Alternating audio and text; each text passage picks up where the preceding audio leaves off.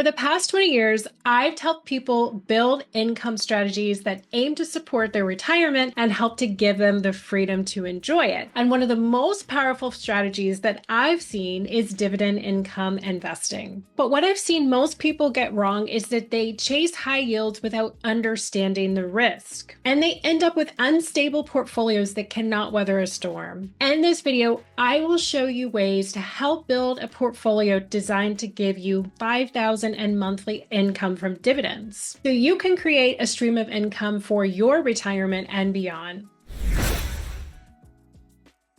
Before we talk about investing, let's start with the real question of what are we actually trying to build? Because this isn't just about buying dividend stocks, it's about creating a portfolio that will provide you a monthly income even when the market is down. So let's get specific. So if your goal is $5,000 a month in monthly dividend income, then that is $60,000 a year that you want to bring in. People love the idea of passive income, but they have no idea what it takes to actually get there. And when they finally run the numbers, they feel overwhelmed even before they begin. So let's break it down together. If your portfolio earns an annual dividend yield of about 4%, you'll need about 1.5 million invested to hit that annual 60,000 a year number. Now you could try to push for a 5% yield and lower that number to about 1.2 million. Or if you want to stay more conservative and look at a lower yield and higher quality assets, you might push that number to 2 million, averaging about a 3% dividend yield. This is the moment when most people start to panic. They think there's no way that I can reach that number, and they shut down the whole idea. But remember, this number isn't a wall, it's just a direction. You don't need to have 1.5 million tomorrow, and you don't need to chase dangerous yields just to get there fast. What you need is a plan to grow towards that number using steady steps. Because income like that doesn't happen by accident, it's built intentionally over time. And that's what we're going to talk about next. Now that you know your number, the next step is building the portfolio that can help get you there. And this is where I see people make the first big mistake. They start grabbing whatever stock has the highest yield, thinking more income means faster results. But that result can backfire because you're not just building a pile of stocks, you're building an income engine. And that income should be balanced, efficient, and able to run for decades. So now let's break it down into simple, intentional steps. First, consider diversifying where your income is coming from. So if all of your income is coming from one asset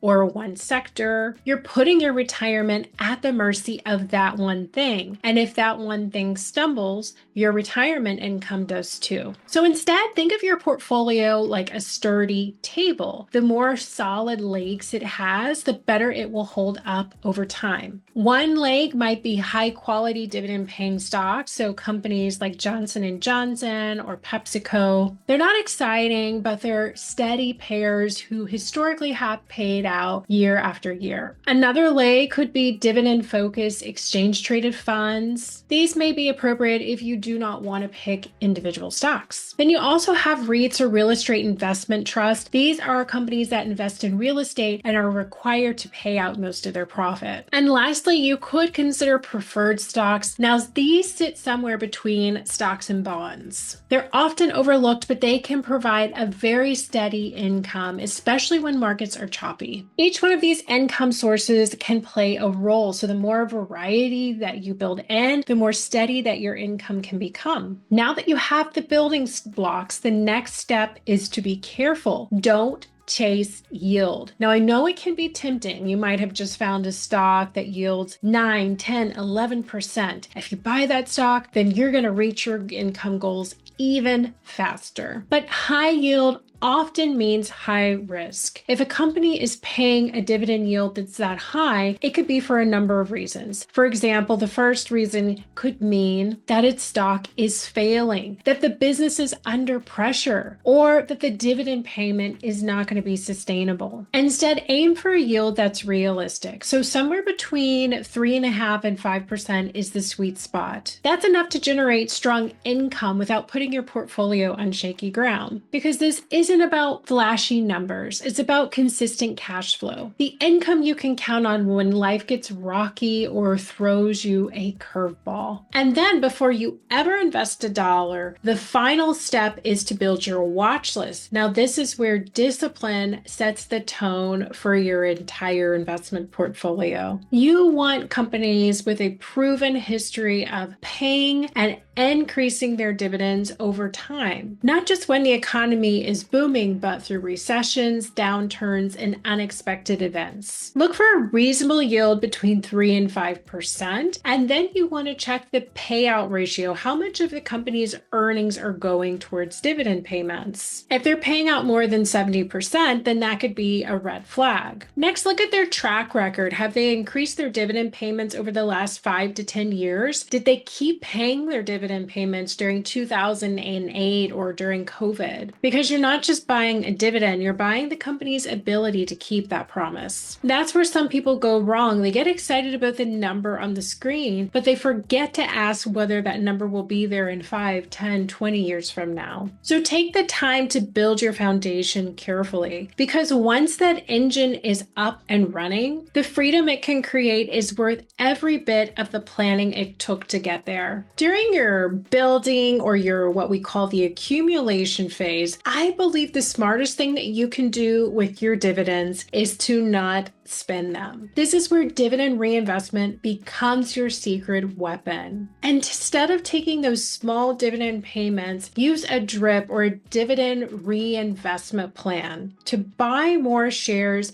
of the stock or the funds that you're invested in. This happens automatically. So your dividend payments are used to buy more shares of those stocks or dividends without you even having to lift a finger. It might not feel like much at first, a few dollars here, a few dollars there, but over time it will compound. And that's where it can accelerate your path towards $5,000 a month, because now your dividends are generating more dividends. And so that's how you go from slowly growing to generating exponentially more money. But once you're closer to retirement, the goal shifts. Your goal goes from accumulation to cash flow. You stop reinvesting your dividends and you're going to start spending them. Most brokerages will allow you to set up automatic dividend distributions that will go straight to your bank account. Instead of buying more shares, the cash lands in your bank account where you need it on time, every time. And to make that income smoother, structure your holdings so that the timing is in your favor. Many ETFs and REITs will pay at different times of the year, so you can ladder them so that you have a consistent stream of income, almost like getting a paycheck, because that's what we're after. Not just money, but money that you can count on without selling off your portfolio to get to it. Now there's something that I've seen even the most seasoned investors overlook, and it ends up costing them thousands. Dividends may feel like free money, but the IRS sees it differently depending on how and where you invest your funds. So let's break it down. Qualified dividends, which come from U.S. companies and that are held for the right amount of time in taxable accounts, are taxed at favorable rates of 0, 15, and 20%, depending on your income. But REIT dividends and non-qualified dividends don't get the same treatment, and they're taxed as ordinary income, which could mean a bigger chunk goes to taxes, especially if you're in a higher bracket. So how do you fix that? This is where account placement becomes just as important as stock selection. If you're holding REITs or high yield funds, they belong in tax deferred accounts like IRAs or 401ks. That way, you're not paying taxes on those higher yielding accounts every year. On the other hand, qualified dividend stocks are best held in your taxable accounts, where you can take advantage of lower long-term capital gains rates. And if you're eligible to contribute to a Roth IRA, that can be your most powerful tool of all, because once those dividends are in the Roth, they grow tax-free. And withdrawals in retirement are also tax-free as long as qualified conditions are met. This is where strategy meets opportunity. And if your goal is lasting income, you want to make sure that you're building in every advantage possible. Once your portfolio is built and your income sources are in place, there is one thing that most people overlook, but it makes a big difference in how you experience retirement, because most people don't want to retire and live off of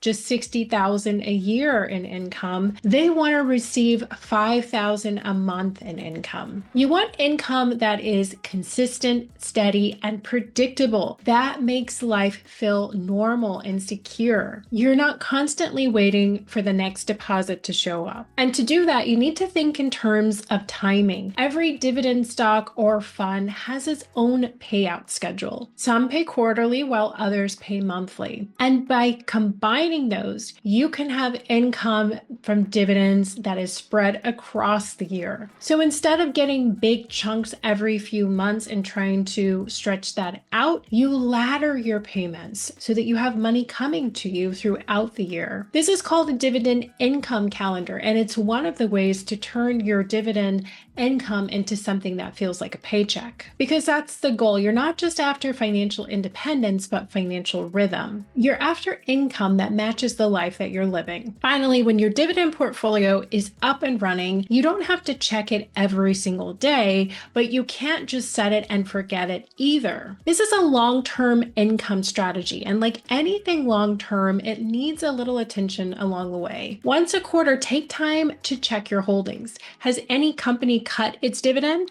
If so, that's a red flag. Has one position grown too large? That could throw off your balance. So if you notice one part of your portfolio doing all the heavy lifting, it might be time to rebalance and spread some of that risk. And as your life changes, maybe you stop working, maybe your spending shifts or your tax bracket changes, your income plan should shift with it. Just don't be afraid to make adjustments. This portfolio is here to support you, not box you in. Because in the end, what you want is a portfolio that works for you, not one that works over you. And it's about building freedom, not another job. So yes, a $5,000 a month dividend portfolio is absolutely possible, but it doesn't start with chasing the hottest stock or guessing your way through the market. It starts with knowing your numbers, building on a solid foundation, and making intentional decisions that support your future. If this video gave you a clearer path of creating an income through dividends, then go ahead and please hit like and subscribe. I'm here to help you retire with confidence, clarity, and control. And if you're ready to take the next step, I'm offering a complimentary strategy session to help you turn what you've saved into an income stream. Click the link in the description below, and let's start building your retirement income